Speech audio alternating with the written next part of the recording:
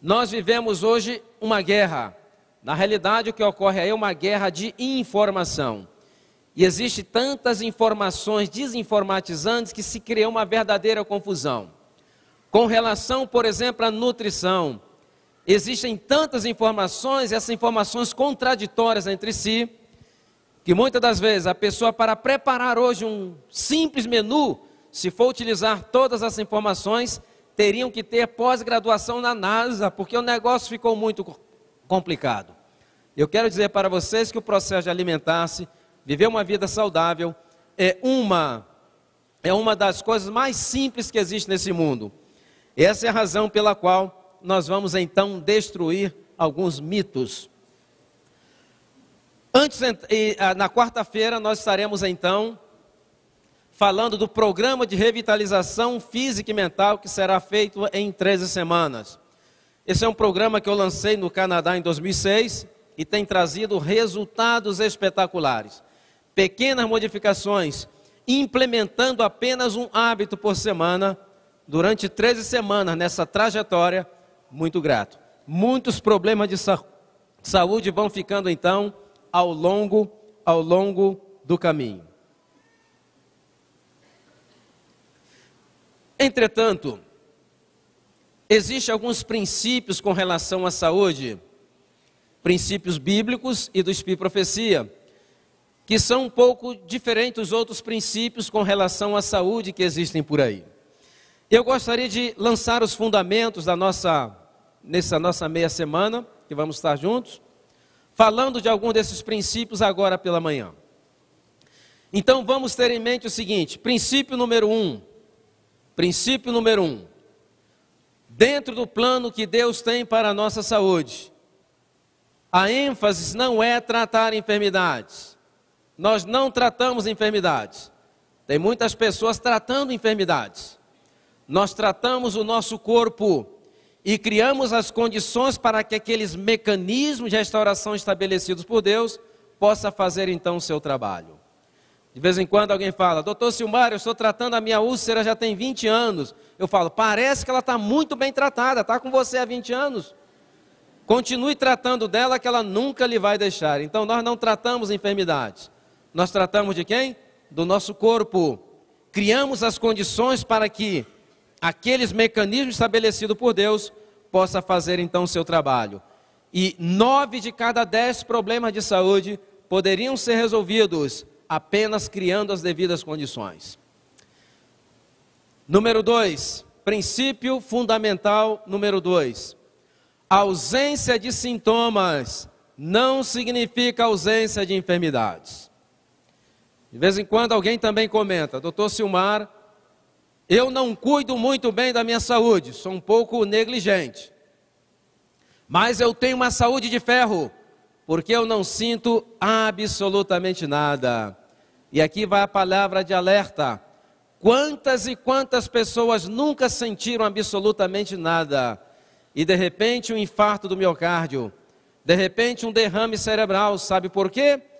Porque 6 de cada 10 enfermidades podem permanecer completamente assintomáticas e muitas delas se manifestarem, às vezes, de uma reação aguda e não raras vezes fatal. A única maneira que nós podemos dizer se estamos bem é se estamos fazendo as coisas como deveriam serem feitas. Princípio número 3. Hábitos errados iguais, compartilhado por diferentes pessoas, podem provocar problemas de saúde diferentes. Sabe por quê? Porque desde que entrou o pecado no nosso planeta, cada ser humano que nasce já vem com defeito de fábrica. Essa é a razão pela qual lá ainda no Jardim do Éden, Deus anunciou aquele grande recall, quando Ele vai consertar todo mundo. Enquanto esse recall não ocorre, todos nós temos que conviver com as nossas debilidades biológicas peculiares. Essa é a razão pela qual existem pessoas que são mais predispostas a problemas digestivos. Existem outras que são mais predispostas a problemas respiratórios. Outras são mais predispostas a problemas cardiovasculares. Outras são mais predispostas a problemas emocionais. Aquele hábito errado vai atacar o indivíduo no seu calcanhar de Aquiles biológico. Por isso que hábitos idênticos pode provocar uma constelação de sintomas diferentes. Então esse é o princípio número 3. Princípio número 4, com relação a algumas enfermidades chamadas enfermidades metabólicas. Por exemplo, manifestações agudas do infarto do miocárdio. De vez em quando alguém fala assim, morreu de infarto do miocárdio de repente. Isso não acontece, isso não existe. Morrer de repente, não. Sabe por quê? Porque as condições para levar aquele infarto foram construídas ao longo do tempo. O infarto nada mais foi do que a culminação de uma condição que foi criada ao longo do tempo. Já nos últimos 15 anos, médicos estão fazendo autópsias em bebês que foram abortados espontaneamente. E às vezes bebês com 5 meses e meio ou até 4 meses. E sabe o que eles estão verificando? Estão verificando que nas coronárias desses bebês que não chegaram a nascer, já começam a apresentar-se sinais de depósito de colesterol. Então aquele evento que vai ocorrer 30, 40 ou 50 anos mais tarde, não foi de repente, ela foi uma condição que foi criada ao longo do tempo.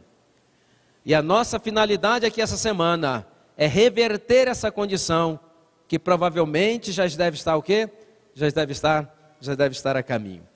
Existem 12 princípios, vamos ficar apenas com esses 4 agora pela manhã, e durante o tempo que estaremos aqui, vamos falar de outros princípios também fundamentais. Para falarmos de saúde, é necessário primeiro conhecer a nossa origem, a trajetória que a humanidade tem percorrido, onde nós estamos e o nosso destino. E para isso vamos recorrer à autoridade maior, que é a Bíblia Sagrada. A Bíblia Sagrada nos mostra de maneira contundente a nossa origem, a nossa trajetória, aonde estamos e o nosso destino. Deus, quando criou o homem, o criou perfeito. O Espírito de Profecia menciona que Adão, quando foi criado, Adão deveria ter aproximadamente 12 pés de altura, que, passado para as medidas métricas, seria um ser humano com aproximadamente 4 metros de altura. E sempre se especulou de um ser humano com 4 metros de altura, qual deveria ter sido o peso de Adão para ser proporcional à sua altura. E o Centro para a Pesquisa do Criacionismo, que está na Califórnia, lançou umas projeções no computador, e o computador, considerando muitas variáveis, como ossos bem compactos para manter aquela enorme armação, musculatura, cedeu uma quantia de aproximadamente 1.000 quilos ou 1 tonelada. Estamos falando de um ser humano com 4 metros de altura, pesando 1 tonelada. E aqui já está a primeira contradição entre a história sagrada e a história secular. Para a história secular, os seres humanos estão num processo de evolução. Entretanto, a história sagrada nos conta uma história com H totalmente diferente. Desde o momento em que pecou, a trajetória dos seres humanos é uma trajetória de degeneração física, degeneração mental e degeneração intelectual. Diz o Espírito de Profecia, Ellen White, e aqui eu abro aspas, se Adão não houvesse sido criado com 20 vezes mais força vital do que os homens que caminham hoje sobre o planeta, a raça humana já haveria entrado em extinção. Nós ainda estamos aqui porque ainda temos um pouco da herança daquela energia vital que caracterizaram os nossos primeiros pais. Agora, o que nós vamos ver na Bíblia, principalmente nos primeiros capítulos do Gênesis, é uma tendência muito interessante. Todas as vezes que muda o ambiente, muda também o quê? A dieta. E todas as vezes que muda o ambiente, muda a dieta, qual é o resultado? Diminui a expectativa de vida dos seres humanos. A dieta que Deus deixou originalmente para os seres humanos, para alimentar aqueles gigantes, se encontra no livro do Gênesis, no capítulo 1. Eu gostaria de convidar a vocês que lessem comigo Gênesis, no capítulo 1, no versículo 29. Gênesis 1, 29. E diz o texto: E disse Deus ainda: Eis que vos tenho dado todas as ervas que dão semente e se acham na superfície de toda a terra, e todas as árvores em que dá fruto, que dá semente, ser-vos-ão por mantimento. O que está faltando nessa dieta? O que está faltando? Não está faltando absolutamente nada. Naquele ambiente puro e santo do Jardim do Éden, essa era a dieta que Deus originalmente estabeleceu para nós, seres humanos. Agora, deixou Deus uma dieta especial para os animais ou não? Vamos ler o versículo 30. Aí está a dieta dos animais. Ele diz o seguinte: E a todos os animais da terra, e a todas as aves dos céus, e a todos os répteis da terra, em que há fôlego de vida, toda erva verde lhe será por mantimento. Segunda pergunta: o que está faltando na dieta dos animais? Aprenderam, não é verdade? Não está faltando absolutamente nada. Naquele ambiente puro e santo, essa era a dieta que Deus estabeleceu para os animais. E aqui nós estamos vendo uma coisa muito curiosa, que já no primeiro capítulo da Bíblia, Deus deixa muito claro que nunca esteve no seu plano original que um ser vivo animal servisse de alimento a outro ser vivo animal. No plano original de Deus, até os animais deveriam ser o quê? Vegetarianos. É interessante que o profeta Isaías, lá no capítulo 65, quando ele tem a visão da nova terra, o que ele diz? E na nova terra, o leão comerá o quê? Palha. Como quem? Como o boi. O que o profeta está vendo? Sabe o que ele está vendo? Aquele dia em que todas as coisas serão ou voltarão a ser de acordo com o plano original de Deus. Agora, como eu mencionei anteriormente, quando muda o ambiente, o que muda? A dieta. Mudou o ambiente, mudou a dieta, o que ocorre? Cai a expectativa de vida dos seres humanos. Naquele ambiente puro e perfeito e santo do Éden, essa era a dieta. Mas eles tinham acesso a um outro tipo de alimento. Que alimento era esse? Quantos se lembram? O fruto da árvore da vida. Quando o homem pecou, qual foi a primeira providência que Deus tomou? Cortou o acesso ao fruto da árvore da vida. Por que ele cortou o acesso? Para que o ser humano não continuasse comendo daquele fruto e se tornasse um pecador o quê? Um pecador eterno. Então o ser humano perdeu a prerrogativa da longevidade. Entretanto, eles saíram daquele ambiente santo para habitar uma terra agora amaldiçoada pelo pecado. E aí Deus incluiu outro alimento na dieta dos seres humanos. Que alimento foi esse? Vamos ler aí no Gênesis, depois do pecado, o que foi permitido que os seres humanos comessem.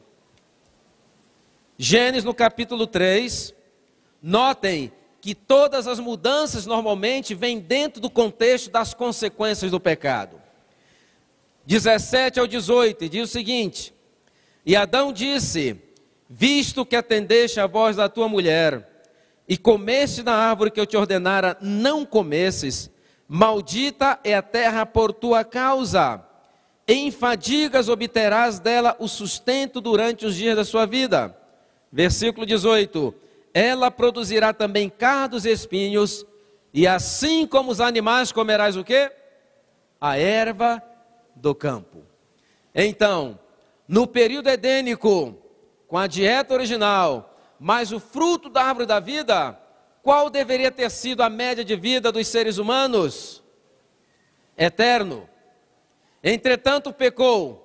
No período chamado pós-edênico, A média de vida caiu de eterna para quantos anos? 912 anos. Eu quero dizer para vocês que durante esse período chamado pós-edênico, viveu no nosso planeta a civilização mais fascinante que já passou por aqui. A mais inteligente e aquela civilização que em nenhuma outra época das histórias da humanidade houve tanto conhecimento na ciência e tanto conhecimento espiritual. Muitas pessoas pensam que nós somos muito inteligentes porque nós temos calculadoras, livros e computadores. Entretanto, é justamente a presença desses artefatos que testificam da nossa incapacidade. Durante esse período, chamado período pós-edênico, se construíam cidades que nada deixam a desejar com as cidades modernas que existem hoje. Menciona o Espírito Profecia que os gênios da nossa época não alcançariam uma centelha do conhecimento que caracterizavam aquela civilização chamada civilização pós-diluviana, pós-edênica. Entretanto, havia um problema, eles eram muito inteligentes, mas eles eram analfabetos. Mas como que pode ser inteligente e analfabeto? Eles não sabiam nem ler e nem tampouco escrever. Por que não sabiam nem ler nem escrever? Porque não necessitavam. As informações eram passadas de pais para filhos com uma riqueza de informação impressionante.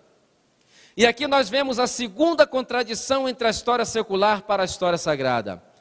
A história secular diz que quando o homem desenvolveu a escrita, foi o primeiro sinal de avanço na civilização. Entretanto, a história sagrada nos conta uma outra história. Quando o ser humano começou a sentir necessidade de manter registros para gerações futuras, foi o primeiro sinal de decadência intelectual. Já não conseguiam mais reter na memória e desenvolver-se então a maneira de manter registros para gerações futuras. Por isso que nós temos a verdade, a Bíblia, em duas fases. A verdade não apareceu com a palavra escrita, ela sempre existiu, mas o que ocorreu? À medida que os seres humanos foram perdendo a capacidade de reter informação, essas verdades foram sendo pervertidas, até que finalmente foi necessário nos dar a palavra escrita, para que fosse preservada então a verdade, sem problema de perversões, como já estava acontecendo. Agora, veio o dilúvio. O dilúvio mudou o ambiente do planeta ou não mudou o ambiente do planeta? Completamente. O planeta Terra que nós contemplamos hoje lembra muito pouco a Terra antes do dilúvio. Antes do dilúvio, a Terra tinha um nome especial. Ela chamava-se Pangeia. O que é Pangeia? São grandes extensões de terras entrecortadas por pequenos mares e rios. Não existia a separação dos continentes, não existiam os grandes oceanos, não existiam chuvas na superfície da terra. Mas de onde vieram todas essas águas que cobrem os grandes oceanos? O Centro para a Pesquisa do Criacionismo tem um modelo geológico do planeta muito interessante antes do dilúvio. Baseado em observações geológicas e no relato do Gênesis 1, eles dizem que grande parte dessas águas que cobrem os grandes oceanos eram águas compartimentadas, quando Deus começou a compartimentar as águas que cobriam o planeta. E dizem eles que grande parte dessas águas formava, na realidade, um oceano subterrâneo de aproximadamente 10 quilômetros de profundidade. Esse oceano, essas águas eram mantidas abaixo da superfície da Terra, sob pressão de rochas. Não haviam rochas na superfície do planeta. E essas águas se ligavam à superfície através de canais, que devido à temperatura debaixo da terra, ela subia em forma de vapor e fazia o quê? Regava a terra, como está no relato do Gênesis. Havia também um outro tipo de água. Era, na realidade, na altura, um pouco acima da estratosfera, um toldo de água que cobria o planeta eram gotículas, mas formavam um anel imenso. Essa é a água que o relato da Bíblia diz, as águas que estão acima da expansão. Muitas pessoas pensam que as nuvens são as águas da acima da expansão. Não. As nuvens estão na expansão, e a Bíblia menciona que são as águas que estão acima da expansão. E esse toldo de água fornecia o ambiente, as condições ideais para aquele clima que todos conheceriam como clima paradisíaco. Entretanto, a iniquidade proliferou e Deus viu a necessidade de recomeçar novamente. E aí veio o dilúvio. Nós não conhecemos os mecanismos do dilúvio, entretanto o texto bíblico nos dá algumas dicas. Diz o seguinte, que no ano 600 da vida de Noé, abriram-se o quê? As comportas da onde? Dos céus, quer dizer, todo aquele toldo de água, por alguma razão começou a desabar. E no mesmo texto o que que diz? E neste mesmo dia, romperam-se todas as fontes do grande abismo. Nós não sabemos os mecanismos, provavelmente o anjo fraturou aquela rocha e, seguindo o caminho de menor resistência, circundou o planeta de acordo com o Centro para o Estudo do Criacionismo em aproximadamente 2 horas. E aquelas águas irrompendo do solo, sob a pressão de rochas, foram fraturando rochas, jogando rochas, pedras em todas as direções, sendo lançada a centenas de quilômetros, provocando vendavais. Foi o cataclisma mais terrível que o nosso planeta já enfrentou. Menciona Ellen White que o dilúvio foi um cataclisma tão terrível, mas tão terrível, que Satanás e seus anjos pensaram que havia chegado a hora do juízo. Falou, até aqui, acabou. Agora, mudou o ambiente ou não mudou o ambiente? Completamente. Separação dos continentes, grandes oceanos, chuvas, tempestades e terremotos. Mas o que mais contribuiu para impactar a expectativa de vida nos seres humanos foi que depois do dilúvio começou a haver uma diminuição gradativa da concentração de oxigênio no planeta. Concentração de oxigênio antes do dilúvio, 48%.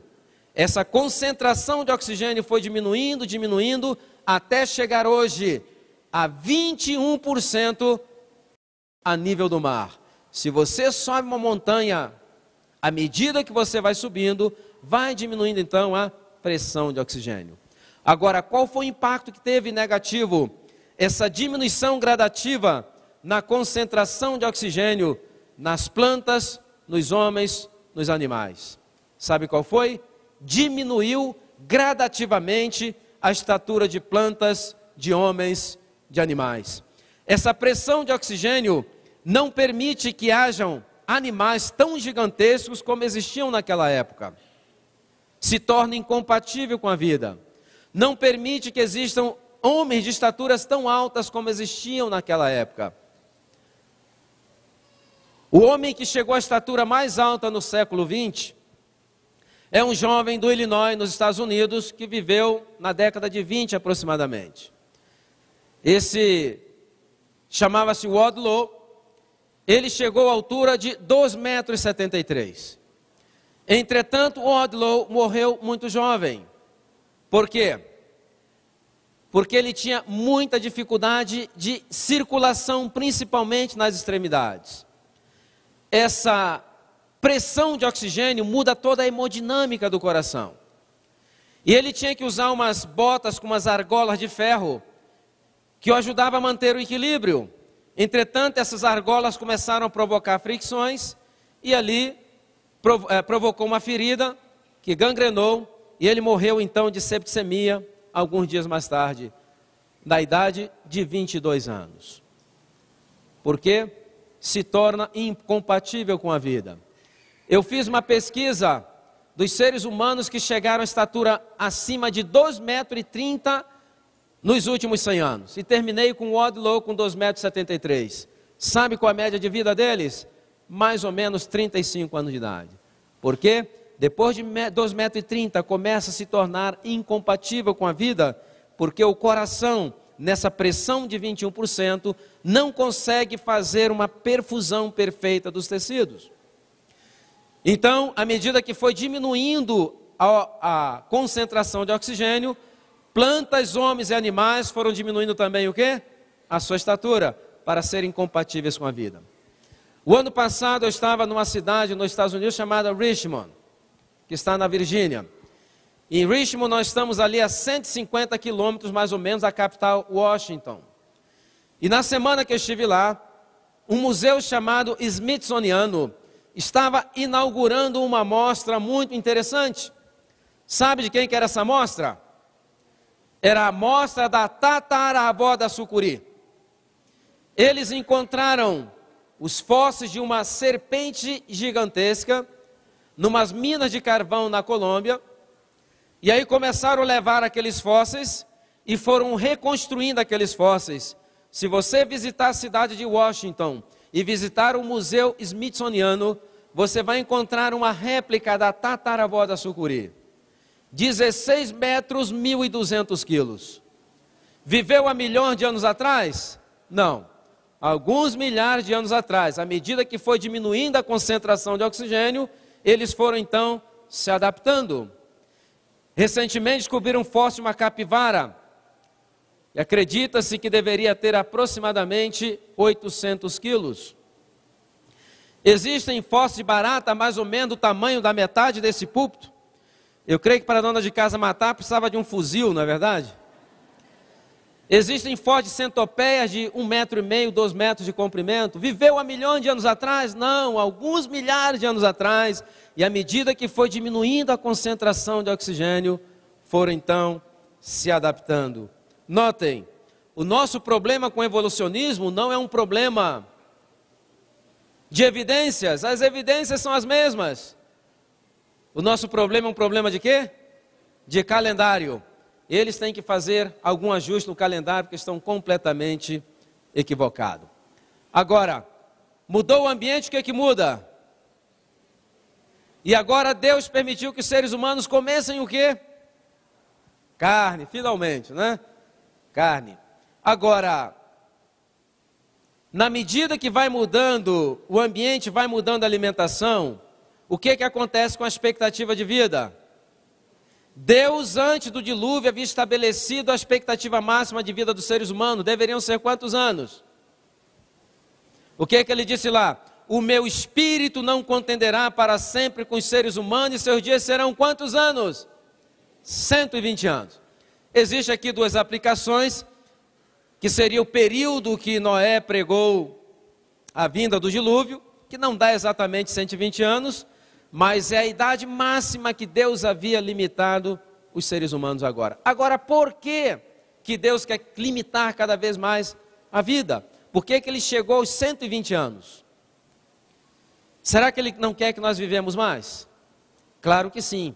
Entretanto, quando Deus muda a alimentação, porque muda o ambiente, ele tem uma coisa em mente, sabe o que que é? Encurtar a vida. Por que encurtar a vida? Já não interessava que seres humanos vivessem tantos anos.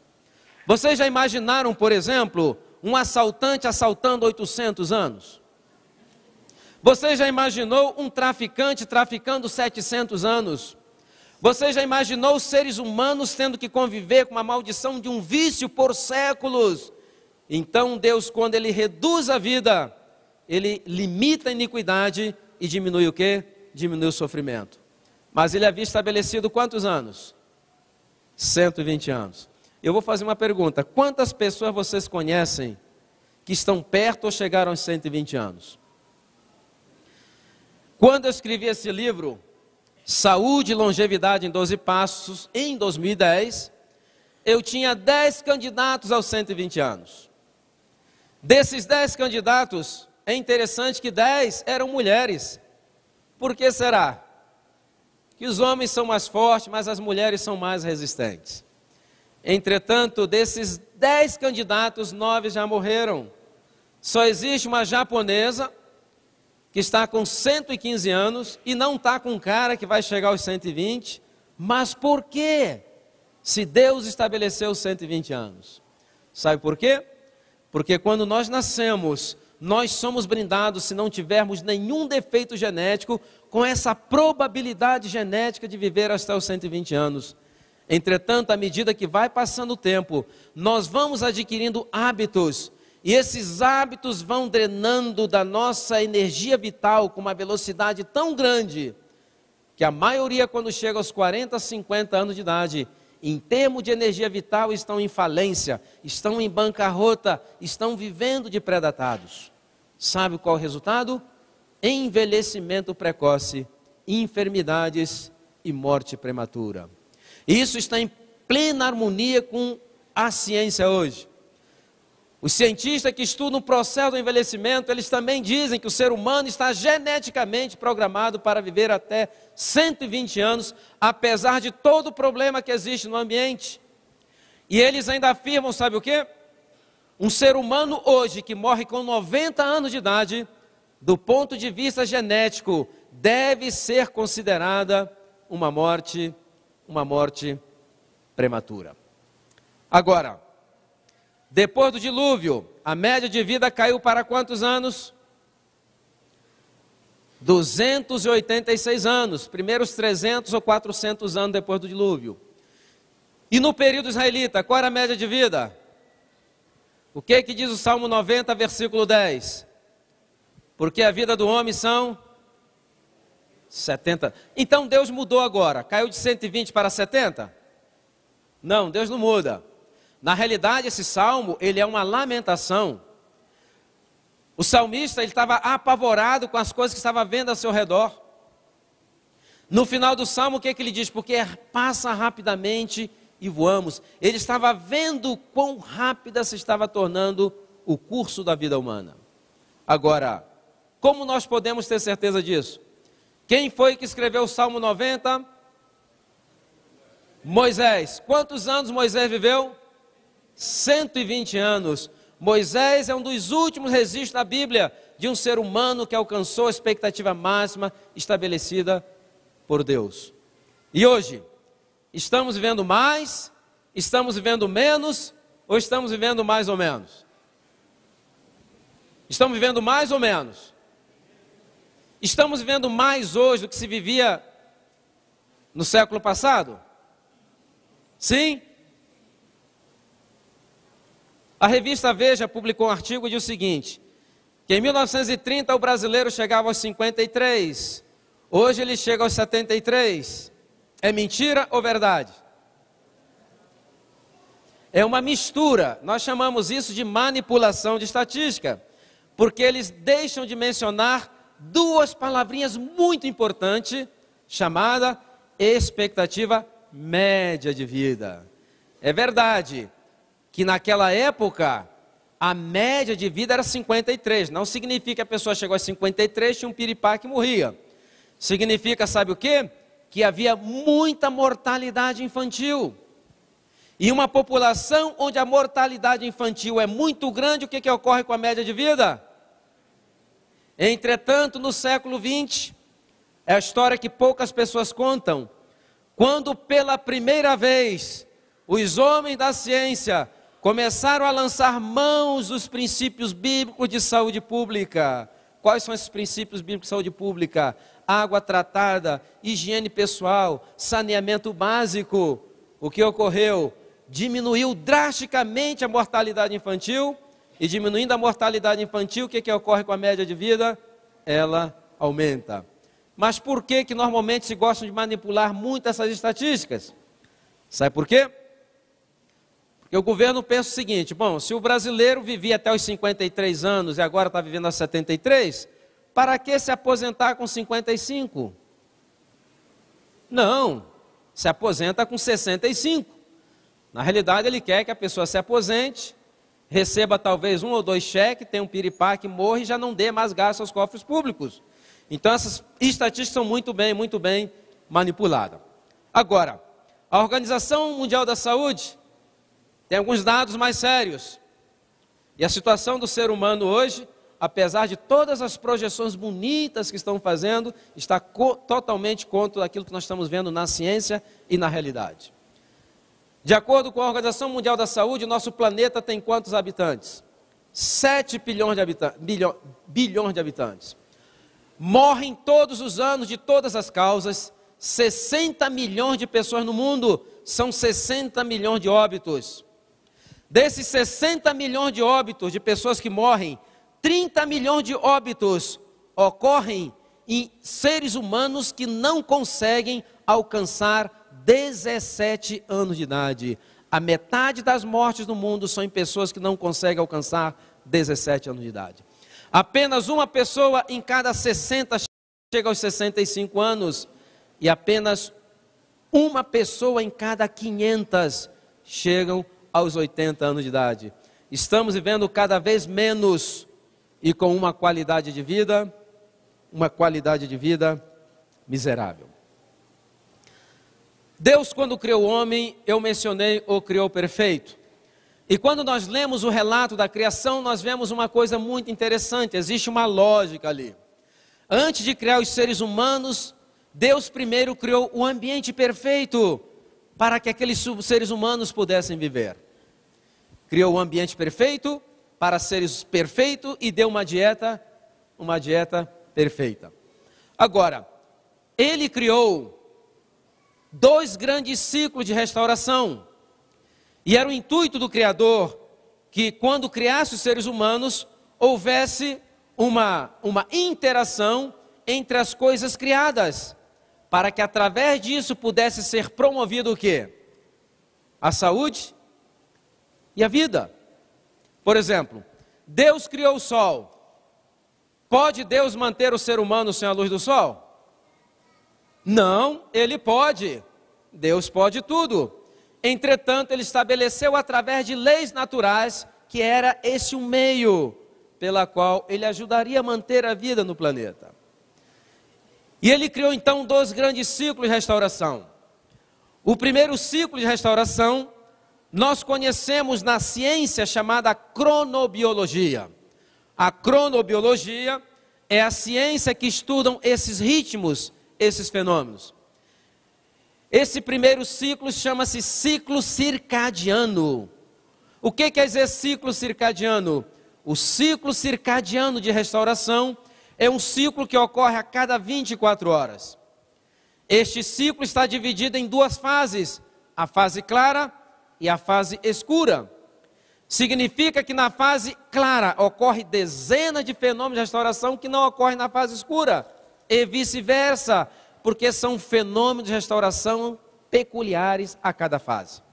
Por exemplo, na fase escura, o que é mais conhecido, entre dezenas de outros fenômenos de restauração que ocorre, é que o nosso cérebro produz e libera em quantidade abundante na nossa corrente sanguínea, os famosos hormônios do crescimento. Eles são produzidos e liberados durante a fase clara? Não, porque a luz inibe. É interessante que até a luz de um abajur pode inibir a produção adequada dos hormônios de crescimento. Essa é a razão pela qual crianças têm que dormir muito e dormir aonde? No escuro, porque senão ela nunca vai alcançar o seu potencial genético máximo de crescimento, porque não está criando o quê? As condições. Mas não somente as crianças necessitam desses hormônios de crescimento. Nós também necessitamos adultos, sabe por quê? Porque a cada momento estamos perdendo células, tecidos, e essas células e tecidos têm que ser repostas. E se não forem repostas com a velocidade adequada, sabe o que ocorre? Um envelhecimento muito rápido. Existe uma síndrome no mundo chamada senilidade infantil, que na realidade essas crianças, quando chegam aos 6, 7 anos de idade, por não ter a produção de hormônio de crescimento em quantidade adequada, elas envelhecem muito rapidamente, com 6 ou 7 anos parece já ter 80 anos de idade. Hoje se melhorou um pouco a expectativa de vida, porque existem alguns análogos sintéticos que ajudam, mas normalmente 12 a 13 anos vão ao óbito, como se estivessem super envelhecidos. Então, na fase escura são produzidos os fatores do crescimento entre dezenas de outros. Agora, na fase clara, qual é o fenômeno de restauração que é mais conhecido? Eu vou citar um. Na fase clara, estimulado pela luz do sol, que incide na nossa pele e percorre caminhos bioquímicos muito complexos, o nosso corpo tem condições de sintetizar qual vitamina? D. D de dado.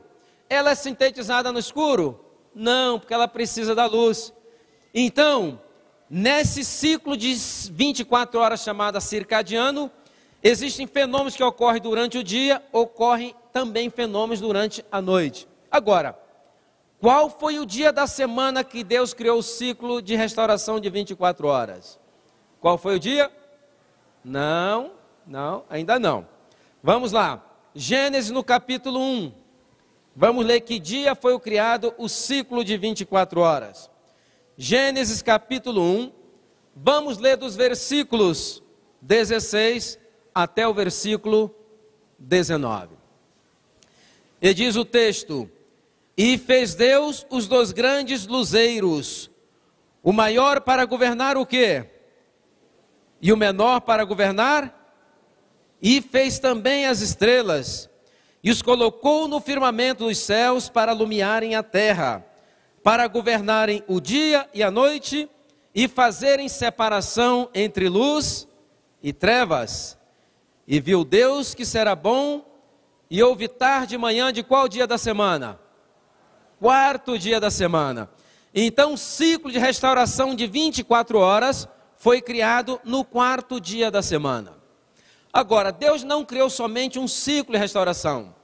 Ele criou um outro ciclo de restauração, que na cronobiologia nós conhecemos como ciclo circaseptano. O que é um ciclo circaseptano? Circadiano é um ciclo de 24 horas a cada dia. Circaseptano é um ciclo que ocorre a cada 7 dias. Significa que no 7º dia existem fenômenos que ocorrem com uma profusão muito maior que não ocorre nos outros dias da semana. Já na década de 50, os cronobiologistas descobriram que o ser humano tem um ritmo biológico durante o 7º dia. E na época eles pensaram que esse ritmo diferente se devesse ao fato que o ser humano vinha numa semana de calendário de 7 dias, e aquele comportamento cultural havia então imposto uma resposta biológica. E ficou explicado durante um período, entretanto, alguns anos mais tarde, os cronobiologistas descobriram algo mais assombroso. Sabe o que eles descobriram?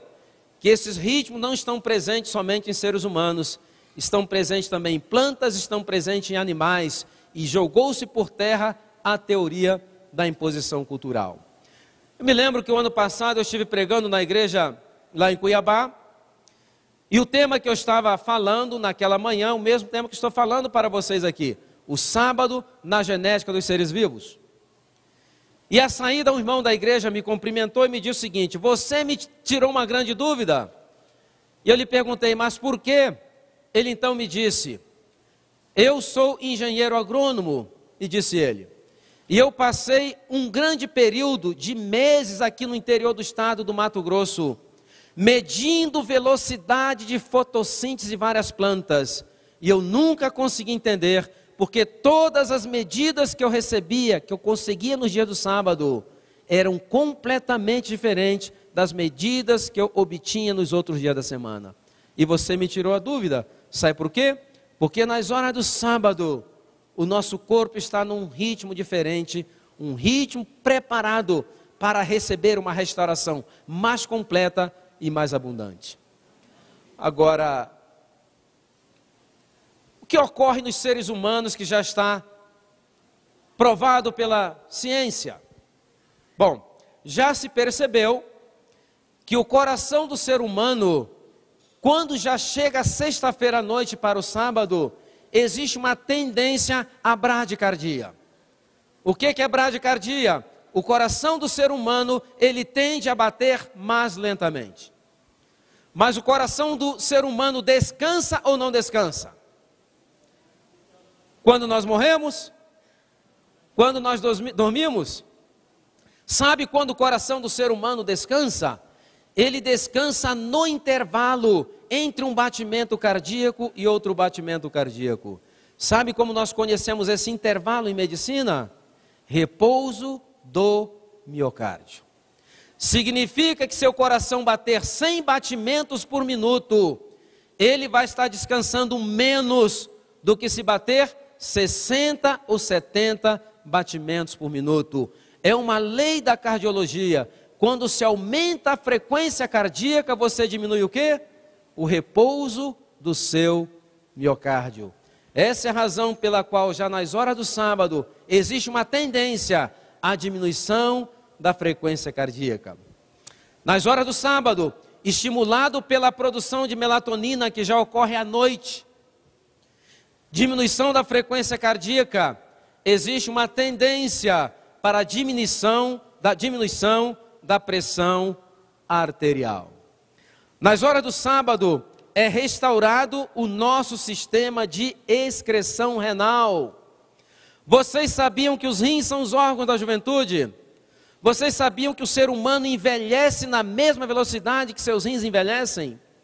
Essa é a razão pela qual uma pessoa que entra em insuficiência renal crônica se deteriora muito rapidamente, porque os órgãos da juventude não estão mais funcionando. Esta é a razão pela qual uma dieta muito rica em proteínas envelhece muito rapidamente, porque os metabolitos das proteínas colocam uma carga muito grande no sistema de excreção renal. E durante as horas do sábado, esse sistema está passando por uma restauração.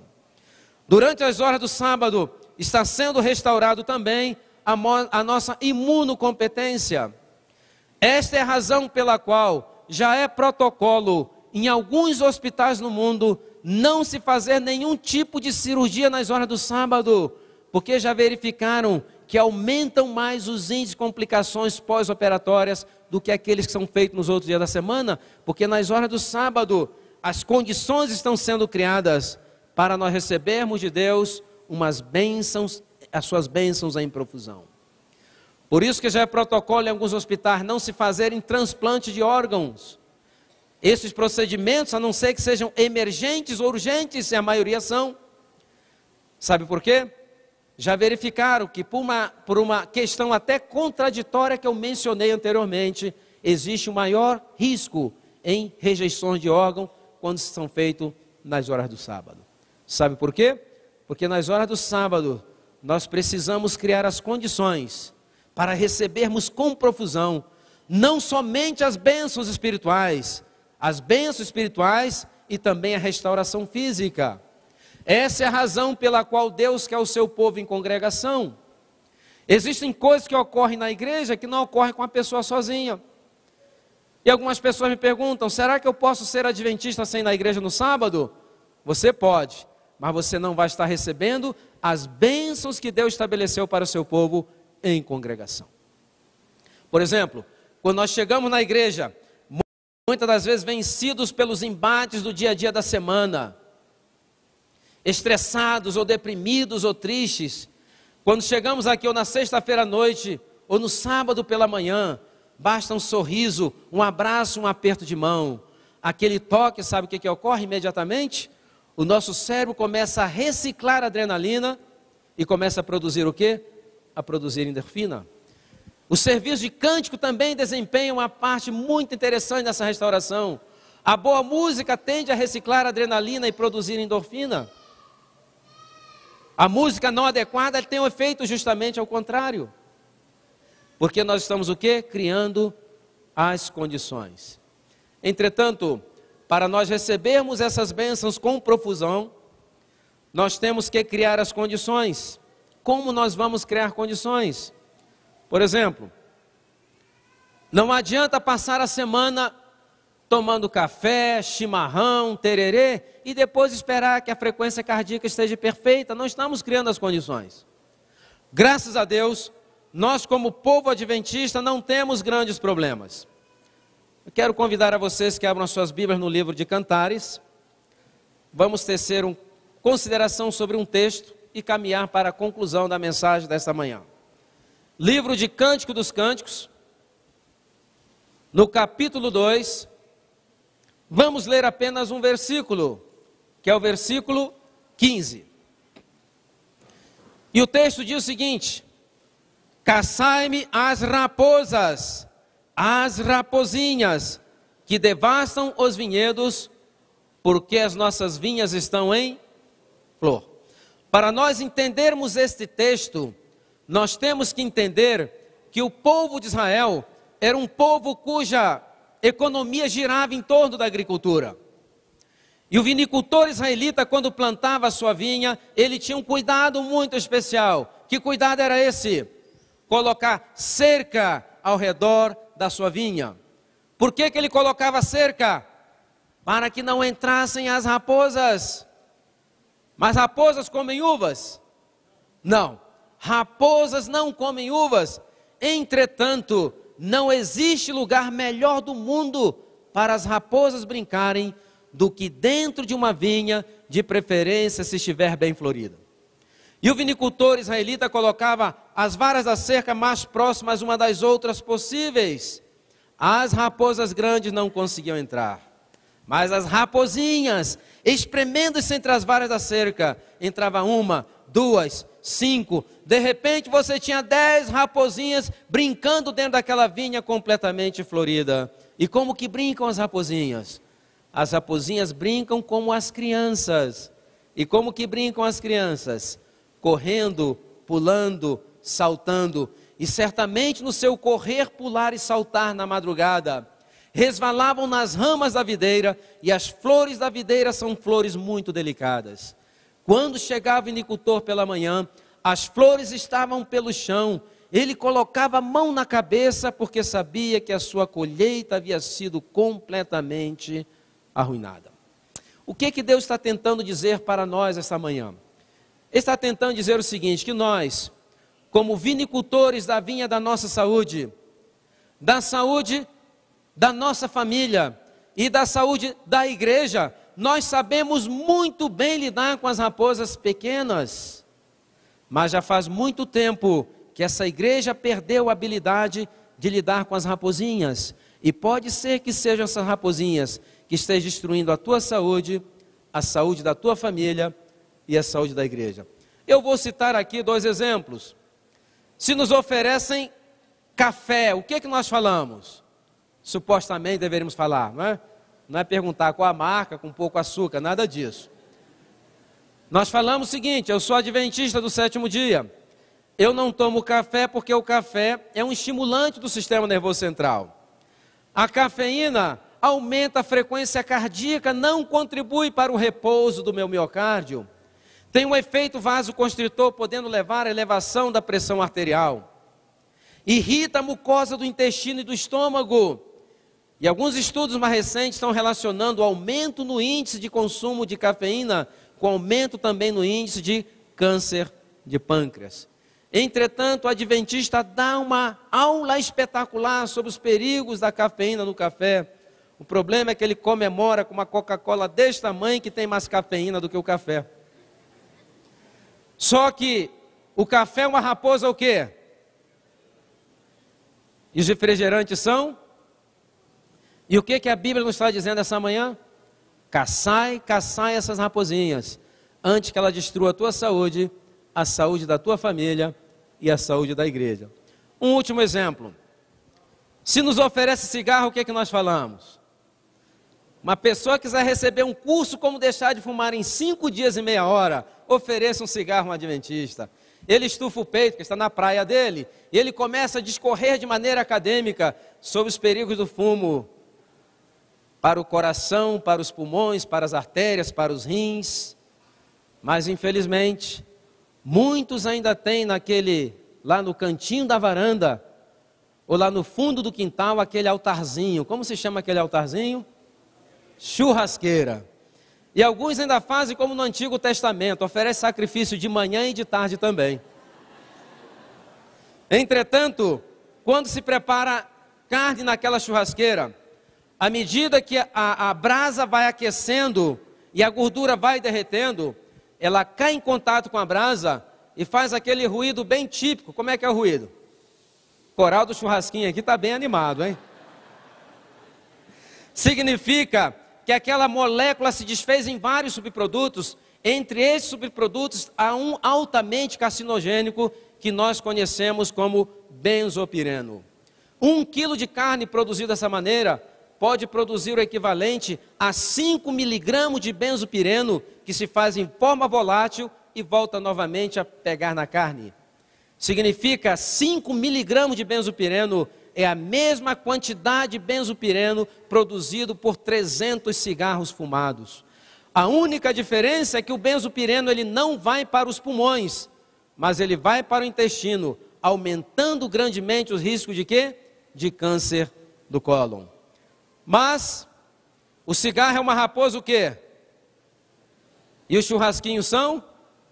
Raposinho. O que que a Bíblia... Não é o doutor Silmar, é a Bíblia, eu sou só o mensageiro. O que que a Bíblia está dizendo essa manhã? Caçai essas raposinhas, antes que ela destrua a tua saúde, a saúde da tua família e a saúde da igreja. Com autorização aqui da liderança da igreja, com o diretor aqui do Ministério de Saúde da igreja, nós estamos agora oficialmente abrindo a temporada de caça às raposinhas. E esperamos que seja um verdadeiro massacre, essa meia semana que vamos estar aqui. Mas não é matar, assar e comer a raposinha. É matar e destruí-las, antes que ela destrua a nossa saúde. Irmãos, Deus não falha nas suas promessas. A Bíblia está cheia de promessa. No livro de Êxodo, o que que diz?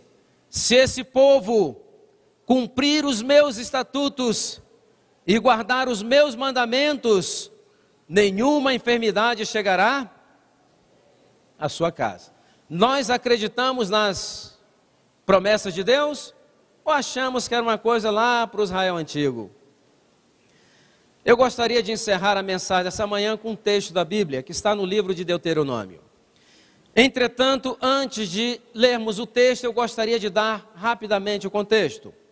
E o contexto é o seguinte: ali estava o povo de Israel às margens do Jordão, depois de 40 anos de peregrinação, finalmente prontos para receber por herança a terra prometida.